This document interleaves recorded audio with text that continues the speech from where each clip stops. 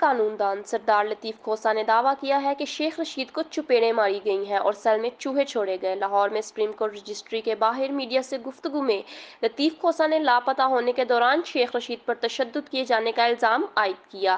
لطیف کھوسہ نے کہا کہ شیخ رشید کیا بتائے کہ مجھے چپیڑیں ماری گئیں اور منہ پر کپڑا ڈالا گیا۔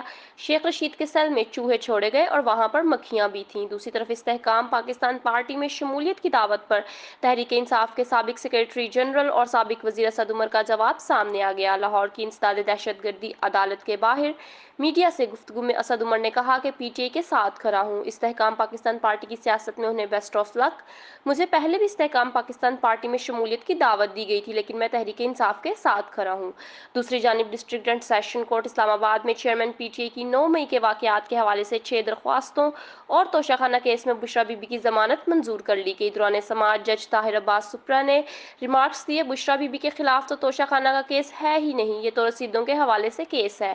بشریٰ بی بی کے وکیل نے دلائل دیتے ہوئے کہا کہ ریکارڈ بھی دکھا دیں گے کہ بشریٰ بی بی کے خلاف کیس نہیں بنتا۔ عدالت نے استفسار کیا کہ اسلام آباد میں بشریٰ بی بی کے خلاف اور کتنے مقدمات ہیں۔ وکیل نعیم پنجوتھا بولے، نیب کے کیسز میں روزانہ نئے نوٹسز آ جاتے ہیں۔ بشریٰ بی بی عدالت میں پیش ہوئیں اور حاضری لگانے کے بعد عدالت نے انہیں جانے کی اجازت دے دی۔ عدالت نے ضمانت منظور کرتے ہوئے بشریٰ بی بی کے خلاف کیس کی سماعت 14 نومبر تک ملتوی کر دی۔ وکیل صفائی مرزا عاصم نے عدالت کو بتایا کہ چیئرمین پی ٹی آئی کے وکیل سلمان صفدر اڈیالہ جیل میں مصروف ہیں، جہاں سائفر کیس جاری ہے۔ مرزا عاصم نے کہا کہ پروسیکیوشن نے چیئرمین پی ٹی آئی کو شامل تفتیش نہیں کیا، ابھی اڈیالہ جیل میں ہیں تو انہیں شامل تفتیش کر لیا جائے گا۔